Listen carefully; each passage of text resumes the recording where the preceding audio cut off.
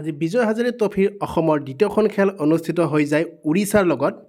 খেলখন অনুষ্ঠিত হয় KL চাইনি মানসৰোবৰ ষ্টেডিয়াম জয়পুৰত। খেলখনত অসম দলে টছত জয়ী হয় আৰু প্ৰথমে বলিং কৰাৰ সিদ্ধান্ত লয়। উৰিষ্যা দলে প্ৰথম বেটিং কৰিবলৈ আহি নিৰ্ধাৰিত 50 অভাৰত 267 ৰান কৰে 5টা উইকেটত আৰু উৰিষ্যাৰ হৈ কে বিশালে 76 ৰান কৰে আৰু চাইনে 58 ৰান কৰে। অসমৰ যদি আমি বলিং কাৰ্ডখন চাবলৈ যাওঁ, মুখতাৰ হুছেইনে 10 অভাৰ দিছে 45 ৰান 10 অভাৰত।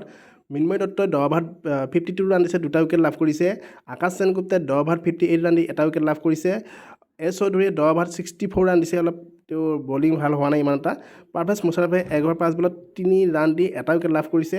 শিৱ শংকৰ ৰয় কেপ্টেইনে 3 অভাৰ 1 বলত 12 ৰান দিছে আৰু পুৰকাষ্টই 5 অভাৰত 24 ৰান দিছে।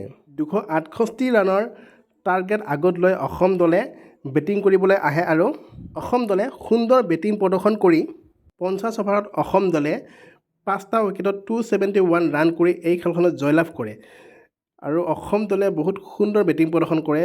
শিৱ শংকৰ ৰয় কেপ্টেইনে 66 ৰান কৰে 56টা বলত, 6টা 4 কোবাই আৰু এটা 6 কোবাই। লগতে ঋষভ দাসে 73 ৰান কৰে 8টা 4ৰ সহায়ত। সুমিত ঘাটিকাৰে সুন্দৰ বেটিং কৰে 47 ৰান কৰে তেওঁ 3টা 4 আৰু 2টা 6ৰ সহায়ত আৰু এই খেলখন অসম দলে উৰিষ্যাৰ লগত 5 উইকেটত জয়লাভ কৰে। চাব গ'লে আজি অসম দলৰ বলিং আৰু বেটিং দুয়োফালৰ পৰাই প্ৰদৰ্শন খুব সুন্দৰ আছিলে। অসম দলে ছয়ত মুস্তাক আলী ট্ৰফীত উৰিষ্যাৰ হাতত কিন্তু পৰাস্ত হ'বলগীয়া হৈছিলে, কিন্তু আজি অসম দলে উৰিষ্যাক বিজয় হাজাৰে ট্ৰফীত পৰাস্ত কৰি অসম দলে নিজৰ বদলা পূৰণ কৰিলে বুলি ক'ব লাগিব আমি। অসম দলৰ তৃতীয়খন খেল আছে গুজৰাটৰ লগত 26 ডিচেম্বৰ তাৰিখে আৰু ৰাতিপুৱা 9 বজাৰ পৰা। এই খেলখন অনুষ্ঠিত হ'ব জয়পুৰত অনুষ্ঠিত হ'ব KL চাইনি গ্ৰাউণ্ডত।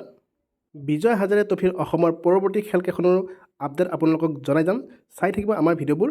যদি ভিডিঅ'টো ভাল লাগিছে প্লিজ লাইক শ্বেয়াৰ আৰু ছাবস্ক্ৰাইব কৰি দিব। ধন্যবাদ।